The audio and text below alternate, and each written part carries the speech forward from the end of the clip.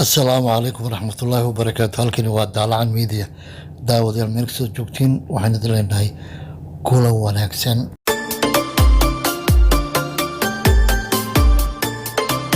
Kenya oo sheegtay inay bixitaanka ciidankooda ku sugan Soomaaliya lagu saleynayo dhimista tirada ciidanka AMISOM.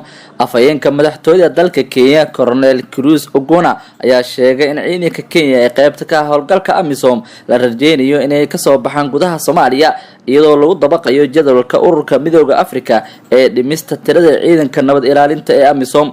ciidanka Kenya waxay Soomaaliya soo galeen bishii Oktoobar 16 sanadkii 2011 kadib markii dagaalamayaasha ururka Al-Shabaab howlgallo ka fuliyay dalka Kenya oo xuduud gaaraya 684 kilomitir la wadaaga dalkeena.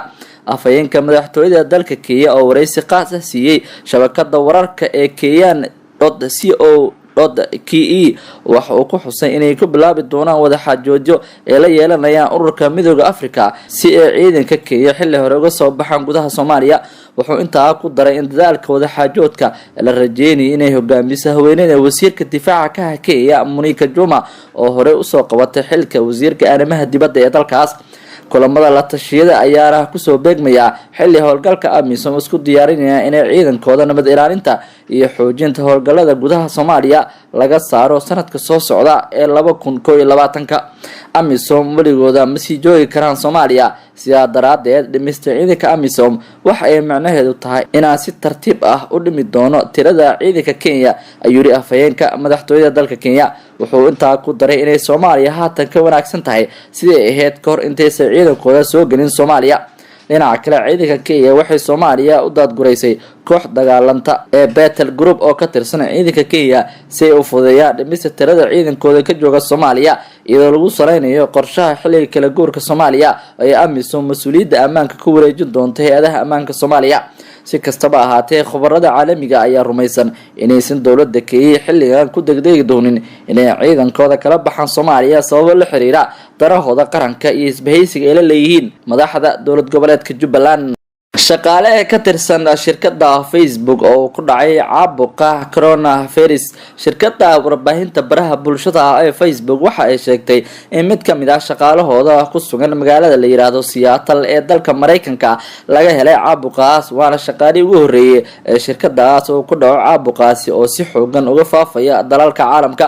hadal ka soo baxay shirkadda Facebook oo fadhigeedu dhex yaala Mareykanka ayaa sheegay in shaqaalahooda bukaanka noqday ahaa qandaraasle waxaana xafiiska shirkadda ee Stadium East Office ee magaalada Seattle ugu dambeysay bishii la soo dhaafay ee Febraayo 21 maamulka guud ee shirkadda Facebook waxay xalay ku wargelisay shaqaalahooda ka howlgala xafiiskooda oo ku yaala magaalada Seattle inuu xafiisku ka xirnaan doono dhammaan shaqaalaha ilaa bisha Maarso 9keeda. shaqaalaha shirkadda Facebook ee magaalada Seattle waxaa kaloo lagu dhiirigeliyay inay guryahooda ku shaqeeyaan ilaa dhamaadka bishan.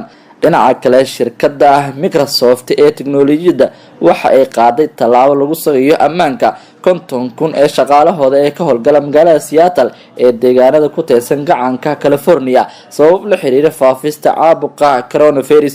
shirkadda tiknoolajiyada ee Microsoft waxa ay kula talisay shaqaalahooda ka howlgala xafiisyada magaalada Seattle iyo deegaanada gacanka California inay ku shaqeeyaan gurigooda inta laga gaarayo 25 bishan. magaalada Seattle waxa la sheegay in tirada guud ee dadka caabuqa u geeriyooday ay gaarayaan 10 qof halka ugu yaraan 39 kalena oo ku dhacay caabuqaasi coronavirus. odayaal ku soo dhawaada Daalacan Media oo aan idinku soo bandhigi doono warar, warbixino, dhacdooyin, sheekooyin iyo wacdaraha kale ee la yaabka caalamka. fadlan daawade saar, subscribe, share iyo like ka mid noqo macaamiisha Daalacan Media. mahadsanidin.